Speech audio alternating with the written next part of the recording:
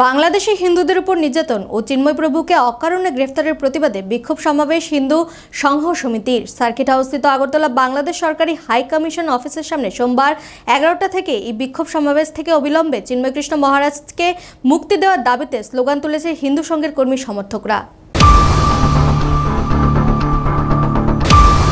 গোটা দেশের সাথে বাংলাদেশে হিন্দু নির্যাতন ও সাধু সন্ন্যাসীদের অযথা ছড়া পাকড়ের প্রতিবাদে রাজ্যেও প্রতিবাদ কর্মসূচি শুরু করল বিশ্ব হিন্দু পরিষদ। সোমবার বিশ্ব হিন্দু পরিষদের শাখা সংগঠন হিন্দু সংঘের তরফ থেকে সার্কিট হাউস বাংলাদেশ সরকারি হাই কমিশনের অফিসের সামনে দেখানো হলো বিক্ষোভ। পাশাপাশি সেখানে সকাল 11টা থেকে শুরু হয় বিক্ষোভ সমাবেশ। এই বিক্ষোভ সমাবেশে সনাতনী হিন্দু ধর্ম সম্প্রদায়ের মানুষজনের উপস্থিতি ছিল লক্ষণীয়। পরবর্তী সময়ে বিশ্ব হিন্দু পরিষদের তরফে সাংবাদিকদের জানানো হয়, গত 5 আগস্ট বাংলাদেশের হাসিনা সরকারের পতনের পর সে দেশে স্বৈরাচার শুরু হয়েছে। সেখানে সবথেকে বেশি আক্রমণ নামিয়ে আনা হচ্ছে সংখ্যালঘু হিন্দুদের উপর। অজস্র ঘরবাড়ি ভাঙচুর করার পাশাপাশি আগুনে জ্বালিয়ে দেওয়া হচ্ছে হিন্দুদের ঘরবাড়ি, লুটপাট হচ্ছে হিন্দুদের ঘরবাড়িতে, নানাভাবে নির্যাতন করা হচ্ছে হিন্দুদের। পাশাপাশি সেখানে সনাতনী হিন্দু ধর্মাবলম্বীদের রক্ষায় যারা প্রতিবাদ করছেন তাদের বিনা কারণে গ্রেপ্তার করা হচ্ছে।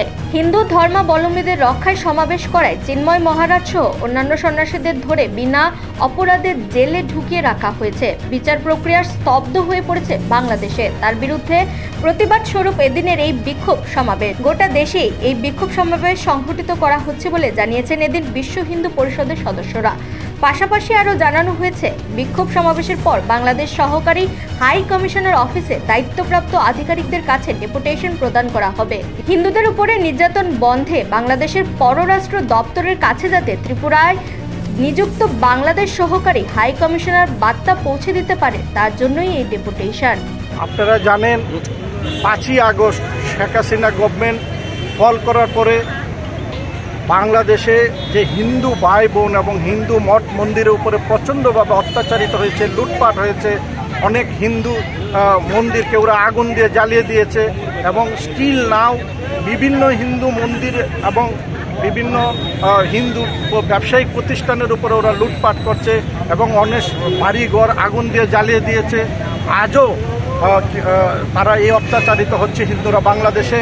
এবং গত কিছুদিন আগে হিন্দুরা যে আন্দোলন করেছিল, যে আন্দোলনের মুখ ছিল আমাদের ইসকন যে চিন্ময় মহারাজ, এই চিন্ময় মহারাজকে বিভিন্ন ফলস কেসে ফাঁসিয়ে দিয়ে চিটাগাং কারাগারে ওনাকে আটকে রেখেছে।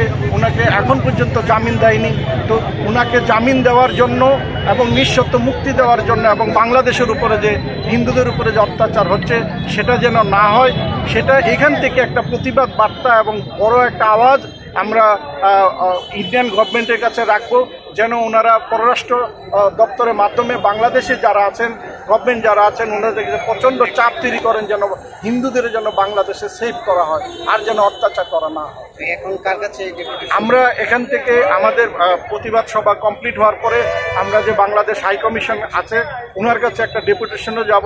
উনি যেন ওনার যে প্রতিনিধি আছে বাংলাদেশে, যে অফিস আছে পররাষ্ট্র দপ্তর, ওটার মাধ্যমে যেন বার্তা দেওয়া হয় যেন বাংলাদেশের হিন্দুদেরকে যেন সুরক্ষা দেওয়া হয় এবং বিভিন্ন যে অত্যাচার হচ্ছে সেটা যেন বন্ধ করা হয়। সারা ভারতবর্ষে হচ্ছে। প্রত্যেকটা বিভাগে 3-4টা জেলা নিয়ে একটা বিভাগ, প্রত্যেকটা বিভাগে আজকে 11টার থেকে এই প্রতিবাদ সভা হয়। আমার নাম হচ্ছে শঙ্কর, আমি বিশ্ব হিন্দু পরিষদের প্রান্ত মন্ত্রী ত্রিপুরা এবং যেটাকে নিজস্ব প্রতিনিধি রিপোর্ট এশিয়ান টাইমস।